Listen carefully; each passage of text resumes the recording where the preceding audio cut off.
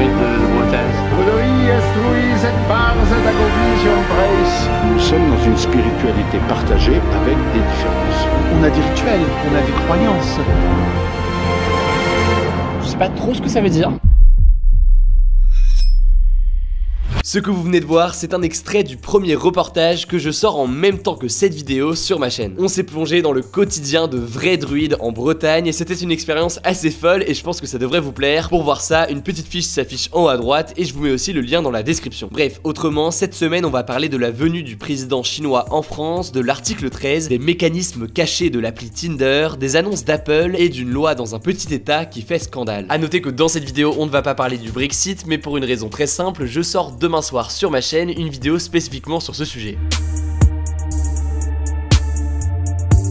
On commence donc avec la visite du président chinois Xi Jinping en France. Il a d'abord séjourné à Nice pendant le week-end avant de se rendre à l'Elysée lundi. Pour l'occasion, Emmanuel Macron a invité la chancelière allemande Angela Merkel ainsi que le président de la Commission européenne Jean-Claude Juncker. Cette rencontre entre les trois personnes les plus puissantes de l'Union européenne ainsi que le président chinois était très symbolique alors que les avis divergent sur le chantier des nouvelles routes de la soie. Les nouvelles routes de la soie, c'est un chantier lancé en 2013 qui consiste à construire des ports, des autoroutes ou encore des lignes de chemin de fer pour relier l'Asie avec l'Europe et l'Afrique. Ce projet crée des tensions entre la Chine et certains membres de l'Union européenne comme la France et l'Allemagne. En effet, plusieurs pays européens y sont plutôt réticents car ils y voient une tentative du régime chinois d'étendre son influence politique alors que d'autres, comme l'Italie, ont déjà donné leur accord et travaillent avec la Chine. Le président français a demandé à la Chine de respecter l'unité de l'Union européenne alors que le pays est accusé de diviser les pays européens avec sa politique d'investissement. Autre dossier sensible pour Emmanuel Macron, eh bien c'est la question des droits de l'homme en Chine. Là-bas, des minorités comme les Tibétains ou encore les Ouïghours, des musulmans turcophones, accusent la Chine de les persécuter. Plusieurs centaines de personnes ont manifesté lundi à Paris pour demander au président français d'aborder la question des droits de l'homme avec le président chinois. A noter au passage que concernant la situation terrible des Ouïghours, j'ai déjà réalisé une vidéo spécifiquement sur ce sujet, une petite fiche s'affiche en haut à droite pour la voir. Bref, pour revenir à cette rencontre, justement, le problème selon certains, c'est que les discussions étaient surtout d'ordre commercial. Pas mal de contrats ont été conclus et la Chine a notamment commandé 300 Airbus à l'Union européenne pour un montant estimé à 35 milliards de dollars. Le président français a tout de même assuré avoir transmis à Xi Jinping, je cite, les préoccupations qui sont les nôtres et celles de l'Europe sur la question du respect des droits fondamentaux en Chine. On va maintenant parler de la controversée proposition de directive sur le droit d'auteur, plus connue à cause de l'article 13, devenu récemment article 17 et qui a été approuvé par le Parlement européen le mardi 26 mars. Si cette proposition de directive a été approuvée à l'échelle européenne, elle doit maintenant être votée à l'échelle nationale dans les pays de l'Union européenne d'ici 2 ans. En France, cette directive, elle sera débattue en 2 temps. D'abord une première proposition de loi dès le mois de mai qui sera débattue au Parlement, puis dans un second temps la loi audiovisuelle qui doit être présentée en Conseil des ministres cet été. En gros, cette directive, elle a pour but de renforcer le respect des droits d'auteur sur les plateformes comme YouTube, Facebook ou encore Instagram qui aujourd'hui payent assez peu les droits d'auteur. Pourquoi est-ce qu'elles payent assez peu? Eh bien pour une raison notamment, ces plateformes considèrent qu'elles ne font qu'héberger un contenu mais qu'elles ne le diffusent pas. Avec cette mesure, les plateformes seront considérées non pas comme de simples hébergeurs mais bien comme des diffuseurs qui devront bloquer plus rapidement des contenus qui sont non libres de droit et publiés chez eux. Là aussi, si vous voulez en savoir plus, j'ai déjà réalisé une vidéo sur le sujet. Une petite fiche s'affiche en haut à droite et sinon vous tapez Hugo Décrypte article 13 sur YouTube, vous allez la trouver. On continue les actus de la semaine avec l'adoption d'un nouveau code pénal au Brunei. Brunei ou alors Brunei, j'ai toujours eu un doute, mais en tout cas en anglais on dit Brunei. C'est un petit sultanat, c'est-à-dire un état dirigé par un sultan et situé en Asie du Sud-Est sur l'île de Bornéo. A noter aussi que Brunei est un riche pays pétrolier. Dans son nouveau code pénal, ce sultanat prévoit que l'homosexualité et l'adultère seront punis par la lapidation. C'est la peine la plus sévère de la charia, autrement dit la loi islamique. Lapider quelqu'un, c'est tout simplement l'exécuter en le tuant à coups de pierre. Jusqu'à présent, l'homosexualité était punie par 10 ans de prison et maintenant c'est un crime. Avec cette nouvelle législation, Brunei est devenu le seul pays d'Asie du Sud-Est où l'homosexualité est passible de la peine de mort d'après l'ONG Human Rights Watch. Cette triste nouvelle a évidemment suscité l'indignation des défenseurs des droits de l'homme. Amnesty International a demandé au pays, je cite, d'arrêter immédiatement la mise en application de ces mesures. Sur Twitter, le hashtag boycott Brunei a été lancé et de nombreuses célébrités et activistes LGBT se mobilisent en appelant notamment au boycott des hôtels de luxe qui sont détenus par le sultanat. George Clooney a notamment repris cet appel au boycott dans une tribune sur le site Deadline Headline Hollywood jeudi. Il affirme que séjourner dans ces hôtels revient à, je cite, mettre directement de l'argent dans les poches d'hommes qui ont choisi de lapider à mort leurs propres citoyens pour le seul fait d'être gays ou accusés d'adultère. Il liste alors 9 hôtels, dont le Meurice et le Plaza Athénée à Paris, qui devraient être boycottés. Pour notre quatrième actu, on va parler de la keynote d'Apple qui a eu lieu en début de semaine, et comme tous les ans, c'est avec ce type de conférence que la marque annonce ses nouveautés. La raison pour laquelle je vous parle de ces annonces, c'est parce que ça montre bien la domination des GAFA, donc Google, Amazon, Facebook et Apple, et leur capacité à étendre leur domaine pour s'attaquer à tous les champs de la société. Bref, parmi les annonces de cette semaine donc, j'ai choisi de vous parler de 3 nouveautés. D'abord, Apple a prévu de lancer un abonnement appelé Apple News Plus, et l'idée c'est de réunir en une seule application l'accès à 300 magazines américains. Le tout seulement au prix de 10 $ par mois. Pour le moment, ce service ne sera lancé qu'aux États-Unis et au Canada, et ensuite il sera déployé en Europe, à commencer par le Royaume-Uni, sans qu'on sache encore s'il arrivera un jour en France. Deuxième nouveauté prévue par Apple, une carte bancaire appelée Apple Card. Elle sera lancée cet été en coopération avec la banque Goldman Sachs et avec l'émetteur de cartes Mastercard. Bon, une carte bancaire, vous allez me dire, ça n'a rien de révolutionnaire. Mais là où ça devient intéressant, c'est que cette carte peut être créée à partir d'un iPhone, sans aucune attente, gratuitement, et être utilisée sur tous les appareils Apple où que l'on soit dans le monde. Avec l'Apple Card, l'utilisateur peut gérer son budget grâce à une application, il peut classer ses dépenses, savoir à quel endroit il a dépensé de l'argent, etc. Élément assez intéressant, plus on dépense avec cette carte, plus on y gagnerait. L'Apple Card serait doté d'un système appelé Daily Cash, et en gros, à chaque fois que vous payez avec la carte, vous gagnez 2 à 3% de la somme que vous venez de dépenser. Bref, c'est une carte qui va être en concurrence directe avec les nouvelles banques, notamment N26 et Revolut. Certains d'entre vous connaissent peut-être. La troisième et dernière nouveauté dont je voulais vous parler, c'est l'Apple Arcade. C'est une boutique en ligne sur laquelle seront dispo des jeux vidéo, plus de 100 jeux, nouveaux ou exclusifs d'après Apple. Comme Apple News Plus, Apple Arcade fonctionnera sur un système d'abonnement, et pour le moment on ne connaît pas son prix,